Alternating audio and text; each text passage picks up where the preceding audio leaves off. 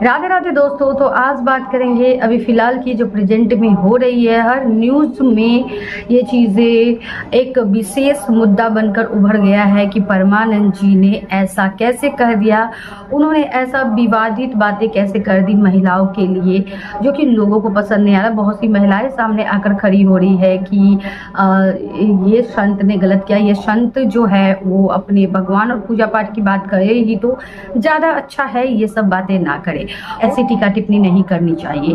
तो ये पहली बार ऐसा नहीं हुआ है। भारत के इतिहास में बहुत पहले भी महापुरुषों का, संतों का विरोध किया गया है, चाहे वो बुद्ध जी हो, परमहंस जी हो, चाहे वो मीराबाई जी हो, जिन्होंने संसार को त्याग कर कृष्ण जी को ही अपना पति माना, जबकि उनकी शादी हो गई थी, उनका भी जमकर विरोध किया गया था। चैतन्य महाप्रभु जी का भी कि ये ज़्यादा भावुक हो रहे हैं।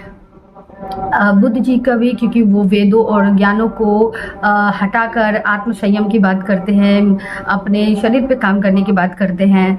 और वहीं ओशो जी का भी विरोध किया गया, क्योंकि वो बहुत सारे सभी धर्मों पे तीखे सवाल को उठा दिया उन्होंने।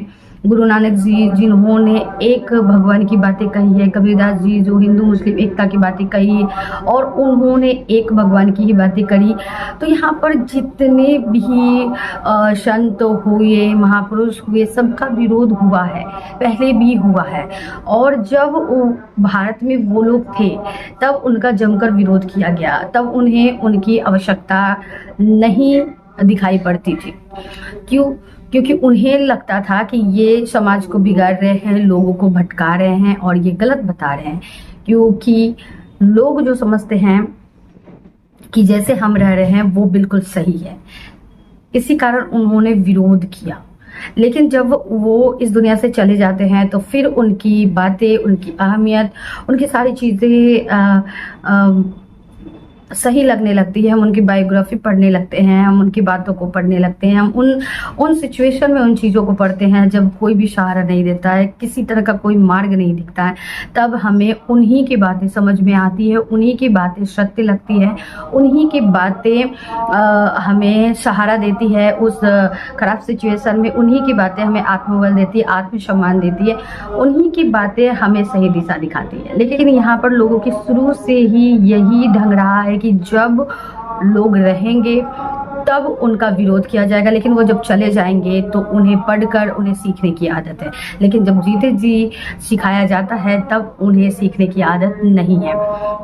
तो अभी परमानंद जी भी यही कह रहे हैं। उनका कहने का मतलब बस इतना ही है कि अभी प्रेजेंट में जो चल रहा है उनके बारे में उन्होंने बताया कि किस तरह से स्थिति है लड़कों की, किस तरह से स्थिति है लड़कियों की, और किस दिशा में जा रहे हैं आज के युवा, किस तरह के कपड़े पहन रहे हैं, किस ढंग से वो रह रहे हैं, और जो कि तरीका क्या होना चाहिए, ढंग क्या होना चाहिए, इस बारे में वो बता रहे हैं।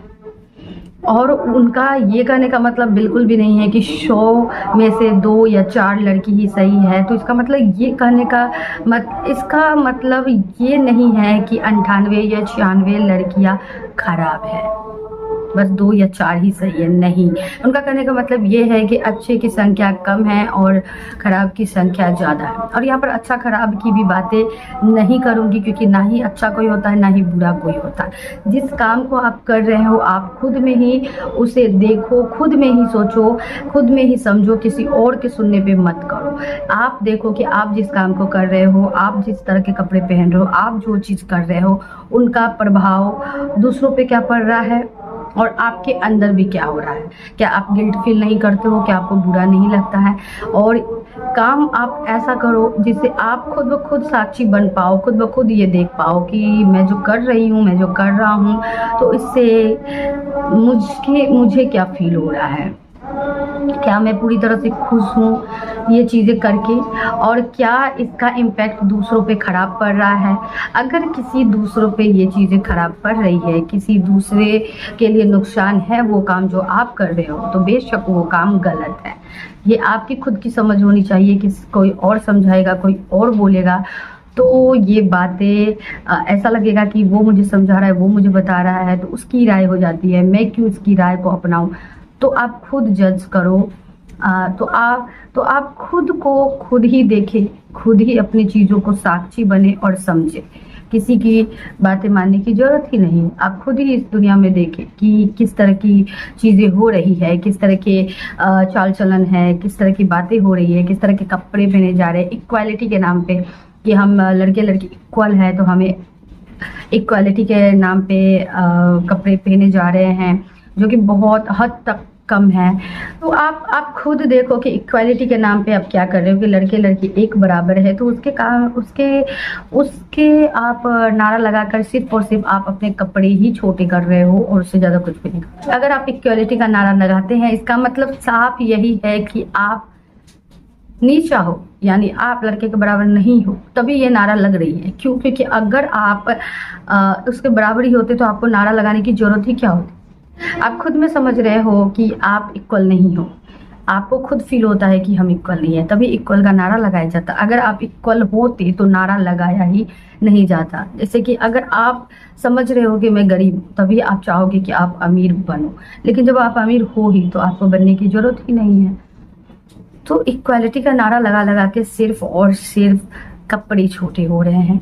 जो लोग इस चीज़ का विरोध कर रहे हैं, परमानंद जी ने गलत बोल दिया, पूरा हाईलाइट कर रहे हैं, पूरी तरह से बता रहे हैं, तो वो शायद उन्हें दिख नहीं रहा है, शायद वो सत्य को देख नहीं पा रहे हैं, वो समझ नहीं पा रहे हैं, या कहो सब कुछ देख रहे हैं पर वो स्वीकार नहीं करना चाह रहे हैं।